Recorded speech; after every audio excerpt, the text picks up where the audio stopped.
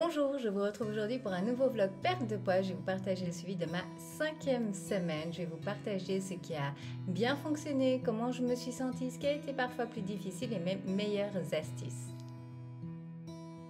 Petit rappel important, ce que je vous partage dans ces vlogs, ce n'est pas pour vous dire ce que vous devez absolument faire, c'est ce qui fonctionne pour moi.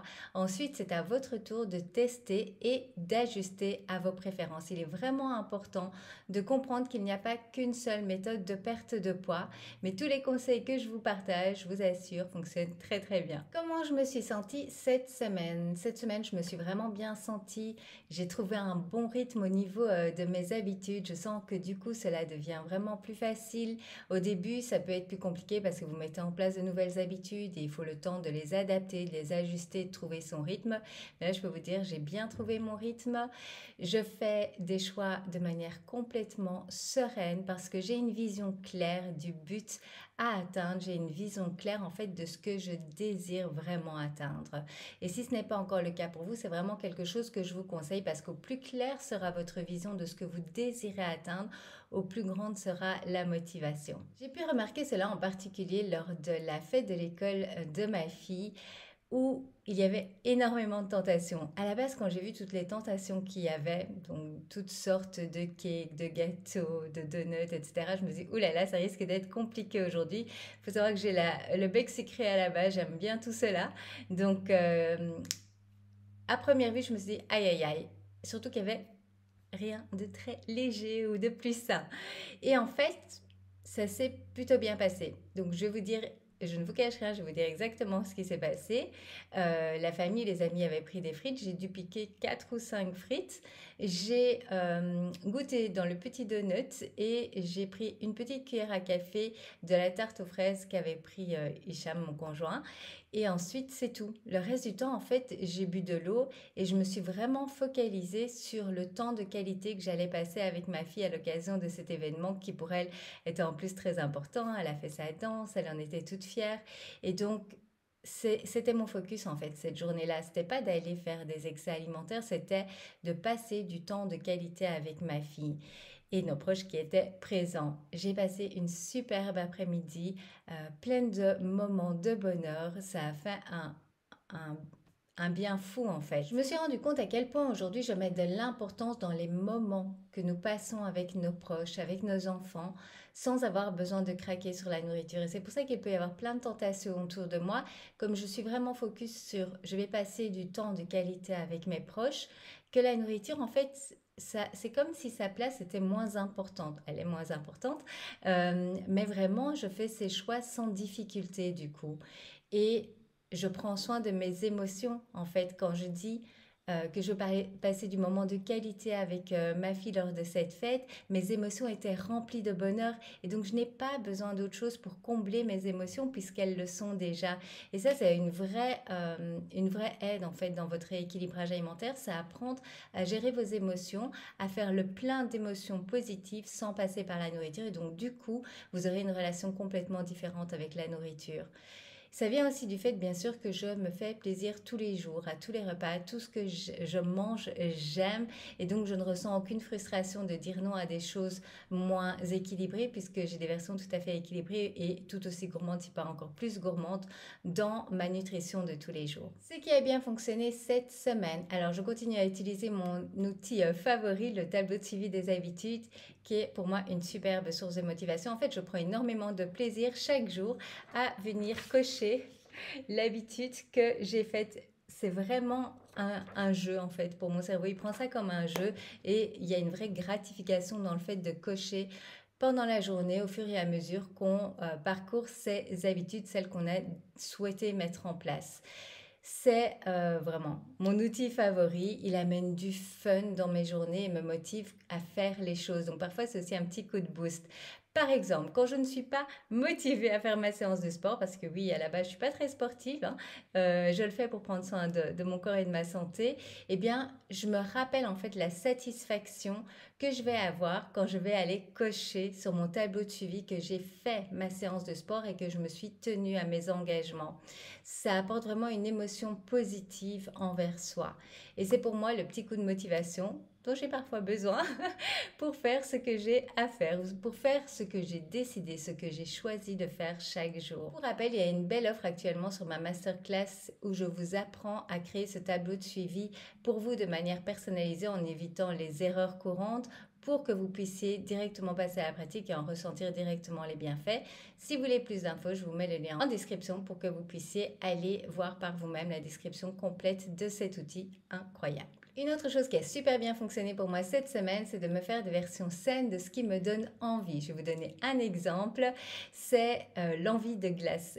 Il fait tellement beau, j'avais une forte envie de glace et je me suis dit comment est-ce que je peux faire pour en avoir tous les jours. Parce que oui, je suis gourmande et je veux ma glace tous les jours. Je me suis donc fait tous les jours mon shake nutritionnel en version crème glacée en rajoutant des fruits congelés dedans.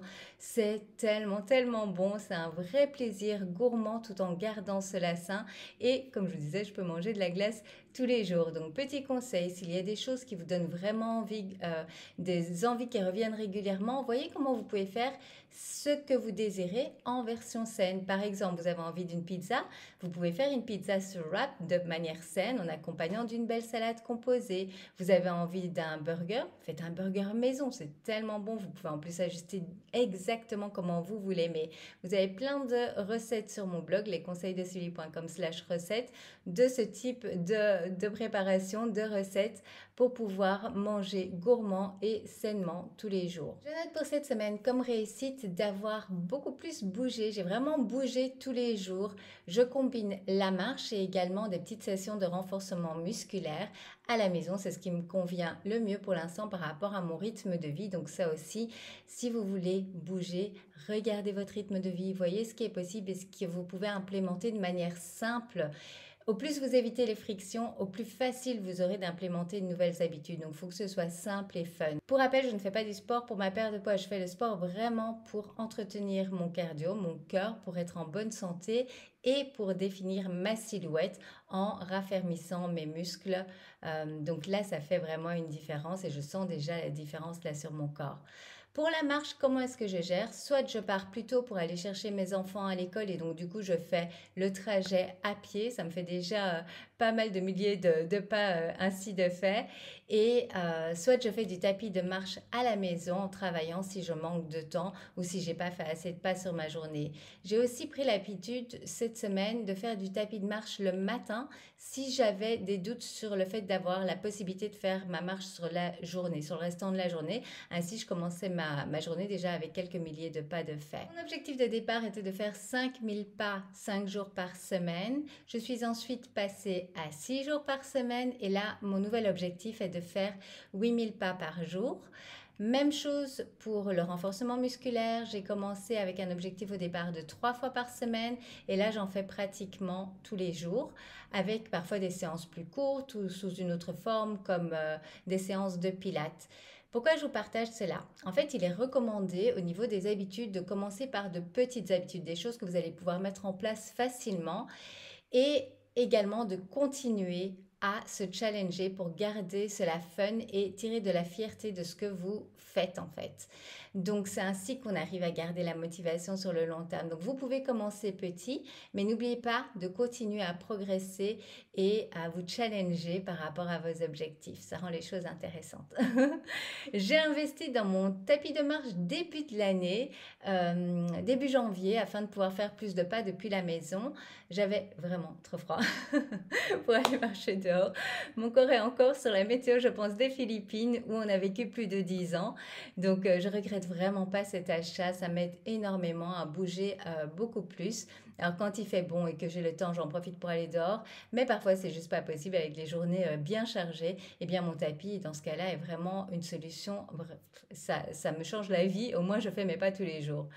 Je fais de la marche soutenue et je profite d'en faire lorsque, par exemple, je fais mes tâches administratives, les choses qui se répètent chaque jour, ou quand je suis en création de contenu de mes programmes. J'ai remarqué qu'en fait, en bougeant, ça active également ma créativité. On m'a demandé, tu arrives à travailler en étant sur ton tapis? Oui, mais je le fais en marche, hein, je ne suis pas en course et c'est vraiment un rythme qu'on prend au fur et à mesure. Je cherchais un tapis qui ne fasse pas trop de bruit, qui soit assez compact, que je puisse ranger sous le fauteuil ou sous le lit lorsque j'en avais besoin.